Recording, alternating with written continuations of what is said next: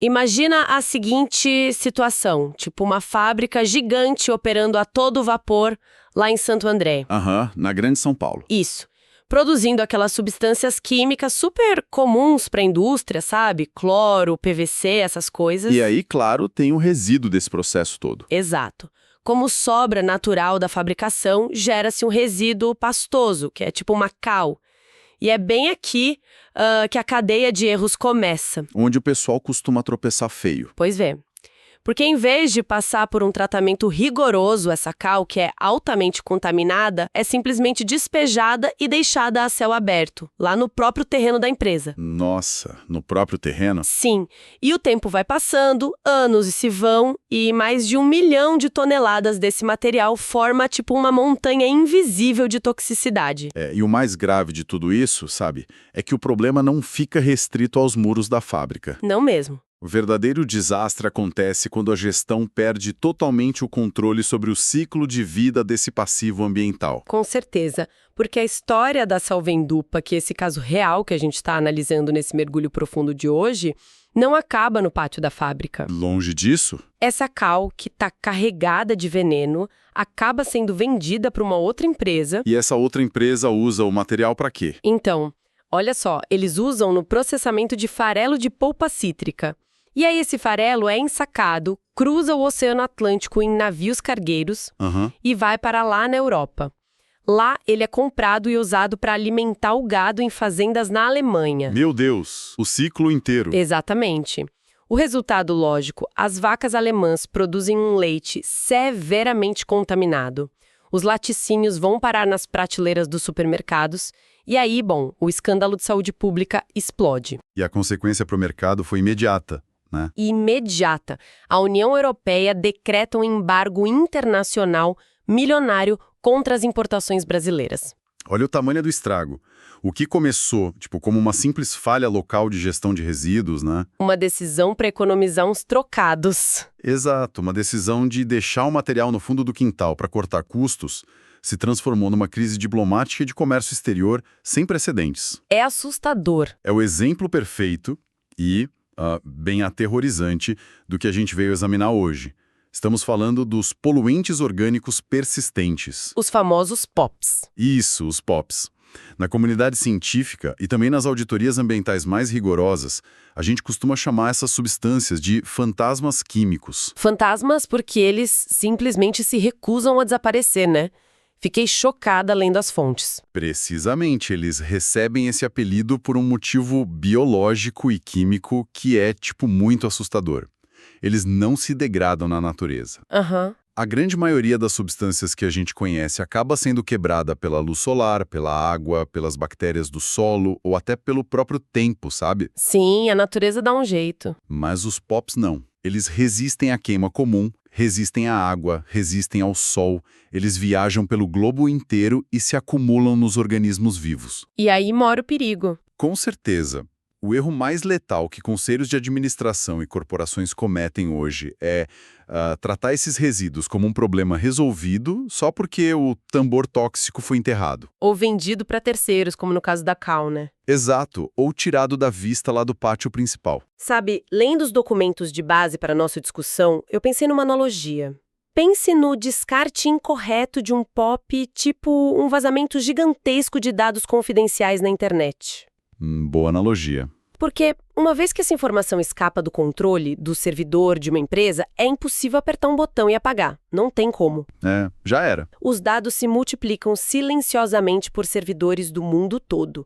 E com os POPs, a lógica é exatamente a mesma, só que no mundo físico. A contaminação se espalha e, mais cedo ou mais tarde, a conta chega. A responsabilidade criminal e o prejuízo, né? Sim, o dano de imagem volta como um bumerangue para quem gerou o problema inicial. Então, a nossa missão hoje é destrinchar o que as indústrias continuam ignorando sobre isso. Porque, no fim das contas, entender essas moléculas não é só para ter um selinho ecológico na porta da empresa. Definitivamente não. É uma questão crítica de sobrevivência financeira e jurídica. E antes da gente julgar os gestores que tomam essas decisões ruins, A gente precisa entender um pouco da biologia por trás disso. Verdade. Porque é justamente a química dessas substâncias que justifica o fato de elas serem alvo das leis globais mais punitivas que existem hoje. A mecânica de dispersão deles é um negócio impressionante. E as fontes falam muito de um tal de efeito gafanhoto. O efeito gafanhoto é fascinante. Peraí, efeito gafanhoto, como assim? A poluição sai pulando de um continente para outro? É quase isso. Só que através da termodinâmica, sabe? Como muitos desses poluentes são compostos semivoláteis, eles reagem de forma bem violenta às mudanças de temperatura. Entendi. Então, em climas mais quentes, tipo no Equador, na Índia ou até aqui no Brasil mesmo, essas substâncias evaporam do solo contaminado. Certo. Elas sobem para a atmosfera, pegam carona nas correntes de ar globais e viajam tipo milhares de quilômetros. E quando chegam em regiões mais frias do planeta, elas se condensam. E aí caem com a chuva ou com a neve. Exato, precipitam. Então, a poluição que é gerada numa fábrica lá nos trópicos viaja invisível pelo céu e cai direto no gelo. Direto no gelo. É por isso que os relatórios mostram índices elevadíssimos de compostos industriais no Ártico, né? Chegando a contaminar até o leite materno de populações super remotas que, nunca nem viram uma chaminé de fábrica na vida. É isso mesmo. E o pior acontece quando essa substância cai de vez no ecossistema. E aí temos dois processos implacáveis: a bioacumulação e a biomagnificação. Palavrões, né? Vamos traduzir isso. Vamos lá. Para entender a bioacumulação, a gente tem que olhar para a estrutura da molécula. Os POPs são hidrofóbicos. Ou seja, eles têm fobia de água, repelem a água e não se dissolvem nela. Exato. Mas, por outro lado, eles são lipofílicos. Lipofílicos quer dizer que eles amam gordura, certo? Perfeito. Eles têm uma afinidade extrema por tecido adiposo. O que significa que, quando um animal ou até um ser humano ingere essa substância, o corpo simplesmente não consegue eliminar. Não consegue, nem pela urina, nem pelo suor. O veneno vai direto para a gordura do corpo e para o fígado. E fica trancado lá. Fica estacionado no corpo. E é aí, exatamente aí, que entra a biomagnificação. Que é o aumento da toxicidade ao longo da cadeia alimentar, né? Exponencialmente. Imagina o oceano. O plâncton absorve uma quantidade microscópica desse poluente. O problema é que um peixinho pequeno come milhares de plânctons ao longo da vida. E como a substância não sai na urina do peixe pequeno, toda aquela carga tóxica se acumula na gordurinha dele. E aí um peixe maior vem e come dezenas desses peixes pequenos. E a carga vai dobrando, vai triplicando, até que a gente chega nos predadores que estão no topo da cadeia. Como os golfinhos, os falcões peregrinos e, claro, nós. Os seres humanos que comemos o peixe grande no final das contas. A concentração do veneno lá no topo da cadeia fica, astronômica. E os impactos para a saúde humana, são devastadores. A exposição crônica, mesmo em doses bem minúsculas durante anos a fio, desregula o corpo humano de um jeito muito profundo. É assustador. As fontes listam coisas como supressão do sistema imunológico, infertilidade, casos de puberdade precoce, mal de Parkinson e Alzheimer. Só para dar uma dimensão real do risco, cerca de 6% dos agentes classificados pela Organização Mundial da Saúde como comprovadamente cancerígenos para humanos pertencem a essa família de poluentes. 6% é muita coisa. Muita coisa. E as dioxinas e os furanos estão lá no topo dessa lista de periculosidade. E os números globais que as fontes trazem mostram que a gente não está falando de um risco teórico, não, sabe? Ocorrem cerca de 385 milhões de casos de intoxicações não fatais por agrotóxicos anualmente no mundo. E aproximadamente 11 mil mortes diretas, né? 11 mil mortes. Mas isso não é só a estatística de agora. Se a gente olhar para a história, tem exemplos muito trágicos de como essas substâncias destroem comunidades inteiras.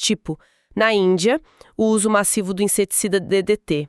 O DDT é um caso muito clássico.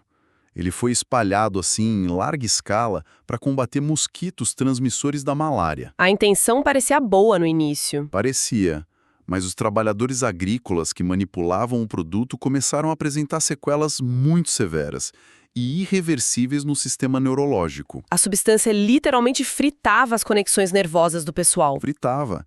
E no Japão, a gente teve aquele desastre de Yushu, no finalzinho da década de 60. Nossa, esse caso de Yushu é terrível. Foi um vazamento industrial absurdo. Foi. Um fluido de transferência de calor, que era feito à base de PCBs, vazou direto para dentro de uns tanques de óleo de farelo de arroz. Um óleo que estava sendo processado para consumo humano. Exato. E veja bem, os PCBs eram considerados os fluidos milagrosos da época, muito usados como isolantes em equipamentos elétricos. E aí, quando as pessoas consumiram esse óleo de arroz contaminado lá no Japão, o resultado bateu na hora. Imediato.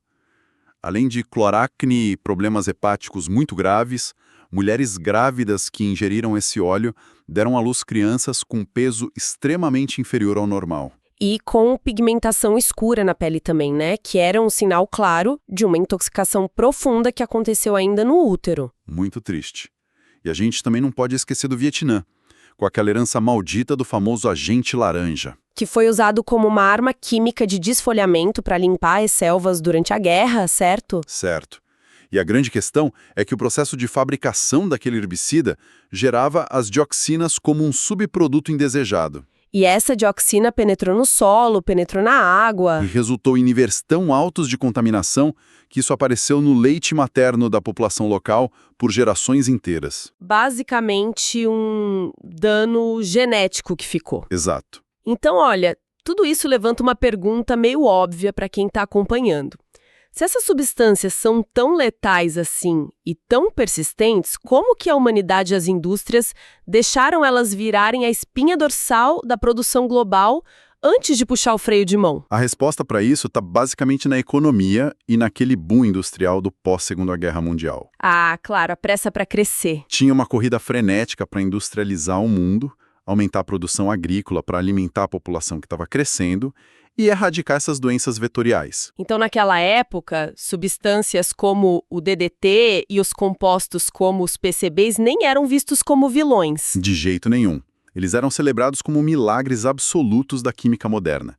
Eram baratos pra caramba de produzir, extremamente eficientes e, acima de tudo, eram incrivelmente estáveis. E a ironia sombria de tudo isso é que a maior virtude comercial deles era exatamente a tal da estabilidade, né? Pois é. O fato de que eles não estragavam, não quebravam com o calor e duravam para sempre era um argumento de vendas espetacular na década de 50. Mas provou ser a característica mais letal para a biologia do planeta. Exatamente isso. O mundo corporativo demorou muitas décadas para perceber que essa conta ambiental ia chegar e com juros altíssimos. E quando o colapso começou a ficar muito visível, sabe, com pássaros morrendo e uma contaminação humana acontecendo em massa, a coisa mudou. O reconhecimento da tragédia acabou forçando a criação de um tratado internacional sem precedentes na história. A famosa Convenção de Estocolmo. Assinada lá em 2001 e ratificada pelo Brasil logo depois, em 2004. E o coração desse tratado muda completamente as regras do jogo para as indústrias através do princípio da precaução. O princípio da precaução, do ponto de vista jurídico, é brilhante, porque ele inverte totalmente o ônus da prova. Como assim inverte? Historicamente, sabe, uma indústria podia despejar uma substância nova no rio, e aí o governo ou a sociedade que lutasse para provar anos depois que aquilo causava câncer. Ah, entendi. O estrago já estava feito. Exato. O que o Tratado de Estocolmo faz é o exato oposto. Ele proíbe o descarte e a emissão desde o dia zero. Até que a indústria consiga provar de forma irrefutável que a substância é inócua. Perfeito. A meta legal não é mais, reduzir um pouquinho a emissão. A meta agora é forçar a redução a zero absoluto. Mais rápido, né? Porque agora, em 2024, o Plano Nacional de Implementação do Brasil, o chamado NIP, foi atualizado. Isso foi bem recente. Eles adicionaram 7 novos compostos à lista de controle.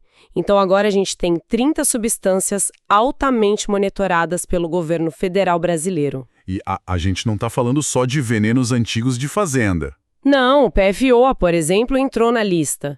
E ele é famosíssimo na indústria moderna. É usado para fazer painel antiaderente, embalagem de fast food que é a prova de gordura, jaqueta impermeável. Tudo coisa do nosso dia a dia. E outro que entrou foi o agrotóxico dicofol também. Mas, olha, a legislação é implacável no papel, tá?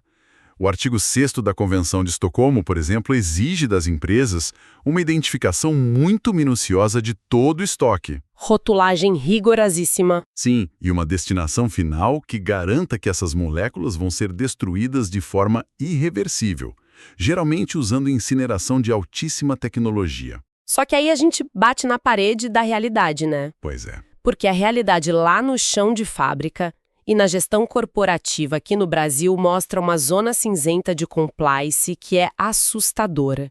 O levantamento oficial do governo aponta números de um passivo industrial que ainda está escondido nos porões do nosso país. Os números são uma verdadeira bomba-relógio.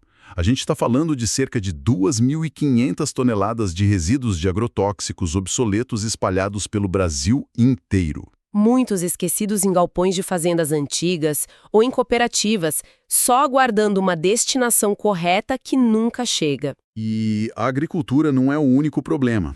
Se a gente olhar para o setor elétrico e o setor industrial, tem quase 5.000 toneladas de óleo contaminado com PCBs aguardando tratamento hoje. 5.000 toneladas de óleo é muita coisa. E o dado que, nossa, realmente tira o sono de qualquer auditor ambiental é que se estima que 70% dos equipamentos pesados... Tipo aqueles grandes transformadores de energia nas ruas? Isso. 70% deles, que têm PCBs lá dentro, ainda estão operando ativamente na rede elétrica e nas indústrias pelo país. É que, substituir um transformador gigante custa muito caro e exige que a produção pare por um tempo. Então, a decisão mais comum do gestor é, deixa operando até quebrar. É uma roleta russa gigante. E fora aquilo que foi fabricado de propósito, intencionalmente, a gente ainda tem a produção não intencional, né? Que é a gelação das dioxinas e furanos. Isso acontece silenciosamente todo santo dia, através da queima de resíduos a céu aberto, caldeiras industriais mal reguladas, processos químicos sem o menor controle de emissão e a falta de uma fiscalização ostensiva por parte de alguns órgãos estaduais acaba criando uma espécie de escudo de ilusão. O gestor da fábrica olha pela janela, vê que não tem nenhum fiscal do meio ambiente aplicando multa naquele trimestre e logo conclui que o problema não existe. Só que essa falsa sensação de segurança é o prelúdio direto para a falência e para desastres de imagem que são irrecuperáveis. A negligência cobra um preço astronômico. Para entender o tamanho desse buraco financeiro, basta a gente olhar para os passivos que já foram mapeados. O Inventário Nacional identificou pelo menos 117 áreas criticamente contaminadas por POPs aqui no Brasil. 117. E a esmagadora maioria está ligada diretamente à má gestão industrial e ao descarte irregular que foi feito lá no passado. O caso da Ródia, na Baixada Santista, é um marco bem sombrio dessa prática de empurrar o problema para debaixo do tapete. Sim. O descarte irregular de resíduos como aquele hexaclorobenzeno e o pó da China naqueles aterros clandestinos, gerou uma contaminação monstruosa. As áreas afetadas englobaram um raio de quase 100 quilômetros ao redor da fábrica. 100 quilômetros. Só em um desses locais que foram mapeados pelas autoridades, eles estimaram a presença de 54 toneladas de material altamente contaminado. E o custo de tentar isolar e remediar dezenas de quilômetros de solo, de limpar a água subterrânea, não é só alto, sabe?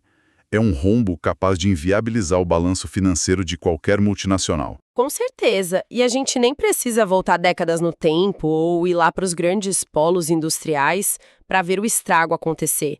Tem aquele caso de 2012. O caso da Celesc. Esse mesmo. O emblemático caso da concessionária de energia Celesc em Florianópolis. Esse caso é de cair o queixo. Eles tinham transformadores antigos, que já estavam desativados, armazenados num pátio só aguardando a destinação correta. Só que a segurança do local era pífia. Pífia. Ladrões comuns invadiram o pátio com um único objetivo: roubar as tampas de metal dos equipamentos para poder vender no ferro velho por alguns poucos reais. E a consequência desse roubo de um metal super barato? O vazamento direto no solo de 12.000 litros de óleo carregado com PCBs. 12.000 litros. E o impacto econômico local ali em Florianópolis foi brutal e instantâneo. A contaminação atingiu a Bahia e o resultado foi um embargo total da pesca e da maricultura na região. Detalhe: Florianópolis é simplesmente a principal produtora de ostras do país. Famílias inteiras, restaurantes, cooperativas, Todo mundo perdeu seu sustento da noite para o dia, e tudo por causa de um vazamento num pátio que estava mal protegido. Além da tragédia econômica e humana, o impacto na fauna costeira evidenciou o alcance real dessa contaminação toda. As pesquisas mostraram, por exemplo, golfinhos, orcas, toninhas, tudo ali no sudeste e no sul do Brasil, com níveis astronômicos de PCBs e pesticidas acumulados na camada de gordura. Só para quem está ouvindo ter uma ideia da concentração.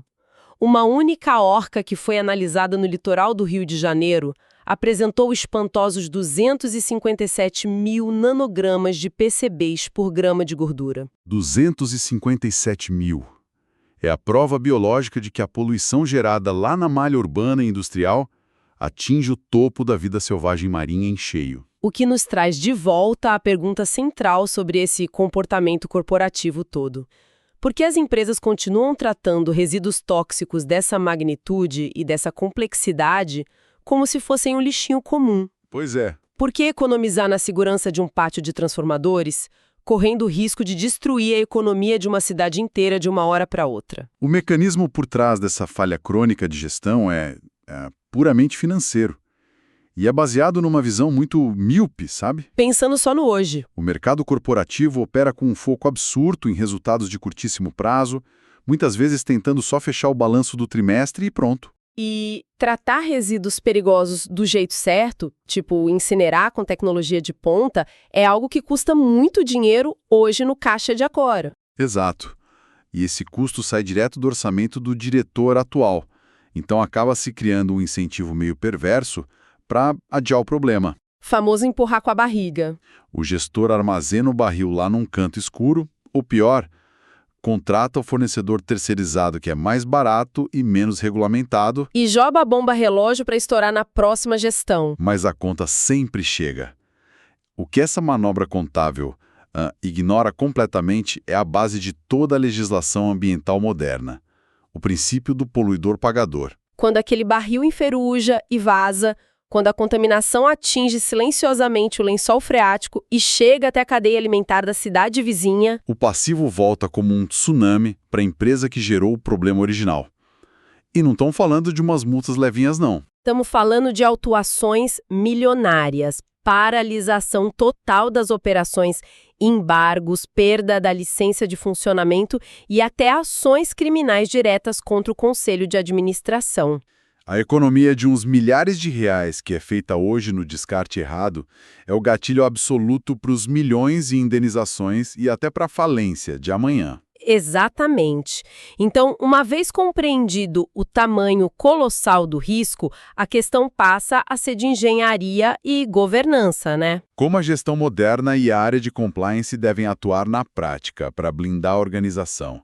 A Convenção de Estocolmo é super clara quando exige o que eles chamam de BAT e BEP. Que, traduzindo para a nossa realidade, são as melhores técnicas disponíveis e as melhores práticas ambientais. Isso, e no chão de fábrica, aplicar essas técnicas significa investir pesado na substituição inteligente, trocar aquelas matérias-primas tóxicas por alternativas que sejam menos agressivas. Adotar tecnologias de processo que gerem o mínimo de resíduo possível.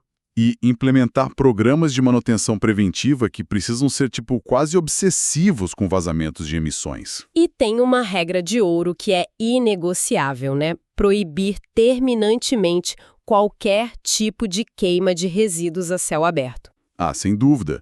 Porque fazer uma fogueira industrial sem filtros é basicamente ligar uma máquina de fabricar dioxinas e furanos. Do ponto de vista da governança de passivos, a estratégia exige tolerância zero e rastreabilidade absoluta de ponta a ponta. É imperativo identificar e rotular imediatamente qualquer estoque obsoleto. Especialmente aqueles equipamentos elétricos antigos que estão cheios de bifenilas policloradas. O transporte desse material e a disposição final tem que garantir que a molécula seja literalmente despedaçada, sabe?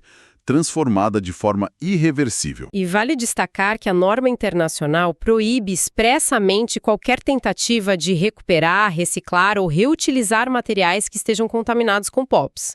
O objetivo final é a eliminação total, não o reaproveitamento. Com certeza. Toda essa estrutura complexa nos leva a uma reflexão aguda que precisa urgente acontecer nas salas de reunião. Se um desastre desse nível, tipo um vazamento silencioso de resíduos perigosos, acontecesse hoje na empresa, a diretoria estaria preparada para lidar com o impacto? Quem responderia criminalmente por essa negligência? A grande virada de chave para as empresas é entender que o compliance ambiental deixou de ser só um departamento burocrático que assina papel. Que assina papel só para conseguir um selinho verde e botar no site institucional. Hoje, possuir um sistema de gestão integrado e rigoroso é, na verdade, a única blindagem real que protege executivos, acionistas e o meio ambiente.